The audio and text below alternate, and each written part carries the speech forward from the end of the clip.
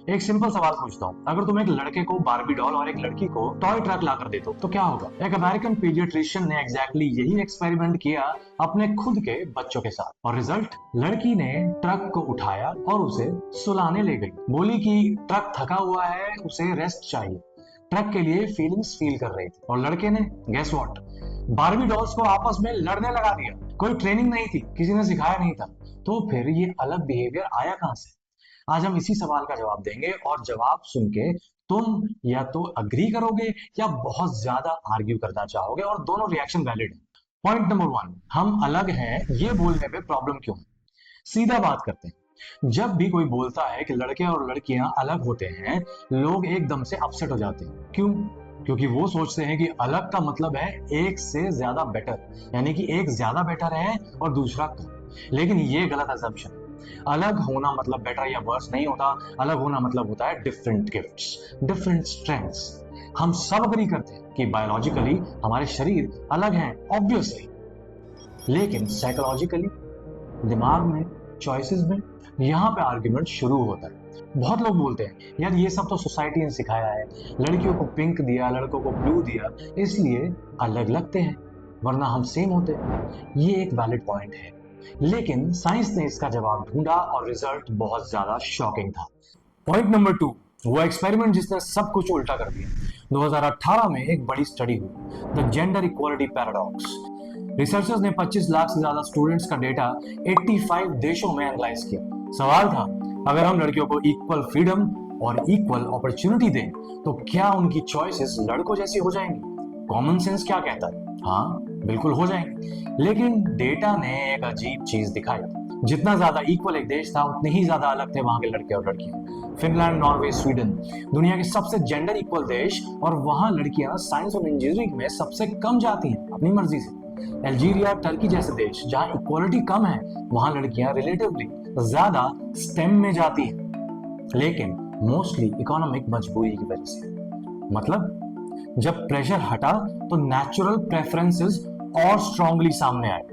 2024 में यह स्टडी दोबारा हुई, ऑलमोस्ट 25 लाख स्टूडेंट, 85 देश, 12 साल का डेटा, रिजल्ट सेम था। लड़कियों की नेचुरल स्ट्रेंथ निकली, रीडिंग, पीपल, कम्युनिकेशन, और लड़कों की मैथ, सिस्टम और मशीन्स। ये कोई सोसाइटी ने नहीं सिखाया, जब सोसाइटी का प्रेशर हटाया तब भी यही रिजल्ट आया।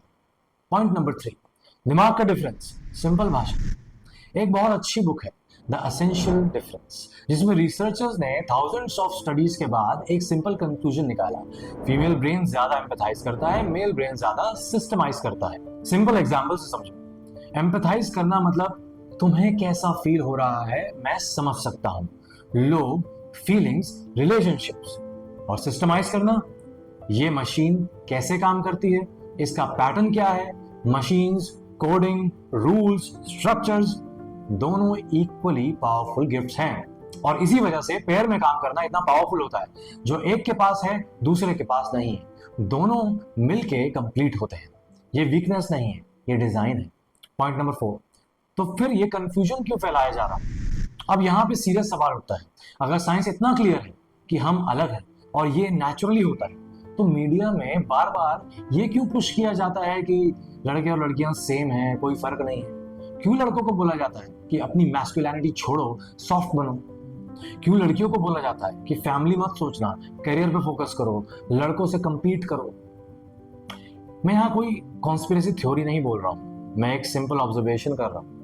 जब भी दो ग्रुप्स आपस में लड़ने लगते हैं तो जीतने वाला वो होता है जो ये लड़ाई शुरू करवाता है, खुद दोनों ग्रुप्स नहीं होते। लड़के लड़कियों के अगेंस्ट हैं, लड़कियां लड़कों के अगेंस्ट हैं, दोनों थके हुए हैं, दोनों कंफ्यूज्ड हैं, और इस कंफ्यूजन का फायदा, इसका फायदा वो उठा रहा है जो ये डिवीजन क्रिएट करवाता है। पॉइंट नंबर 5, असली गिफ्ट क्या है और उसे क्यों रिकॉग्नाइज करना चाहिए? सोचो एक पल के लिए, जब एक लड़का कोई मूवी देखता है जैसे ग्लैडिएटर या 300, कुछ होता है अंदर, एक चीज जाग जाती है, कुछ फील होता है जो वर्ड्स में एक्सप्लेन करना मुश्किल है। और वैसे ही जब एक लड़की कोई मूवी देखती है जैसे वुल्फ वॉकर्स या कोई डीप इमोशनल स्टोरी, उसी तरह कुछ जागता है उसमें। ये क्या होता है? ये अपने असली एसेंस से कनेक्शन होता है, अपनी मैस्कुलिनिटी या फेमिनिनिटी से टच होना। बिल्कुल वैसे ही जैसे जब तुम किसी अच्छे स्पिरिचुअल स्पीकर को जैसे ओशो को सुनते हो और अंदर कुछ क्लिक करता है। वो क्लिक इसलिए होता है क्योंकि वो चीज तुम्हारी असली नेचर से बात कर रही होती है। जब हम अपनी नेचुरल आइडेंटिटी को छुपाते हैं या दूसरों की आइडेंटिटी को कॉपी करने की कोशिश करते हैं तो वो क्लिक कभी नहीं होता। अंदर एक खालीपन रहता है। अपना गिफ्ट छोड़ो मत, दूसरे का गिफ्ट लेने की कोशिश मत करो। दोनों के गिफ्ट मिलके एक कंप्लीट पिक्चर बनाते हैं। तो समरी क्या है? लड़के और लड़कियां बायोलॉजिकली और साइकोलॉजिकली अलग हैं, ये साइंस है, ओपिनियन नहीं। दूसरा, जब सोसाइटी का प्रेशर हटाया जाता है ये डिफरेंस और ज्यादा क्लियरली सामने आता है, कम नहीं होता। तीसरा, अलग होना प्रॉब्लम नहीं है, प्रॉब्लम तब है जब एक को दूसरे से कंपीट कराया जाए इंस्टेड ऑफ कोलैबोरेट करने के। और सबसे इंपॉर्टेंट, जो चीज तुम्हें तुम बनाती है उसे डिफेंड करो, उस पर प्राउड करो। और ये वीडियो यूजफुल लगा हो तो कमेंट करो कि कौन सा पॉइंट तुम्हारे लिए मोस्ट आई ओपनिंग था। लाइक करो, सब्सक्राइब करो और मिलते हैं नेक्स्ट वीडियो।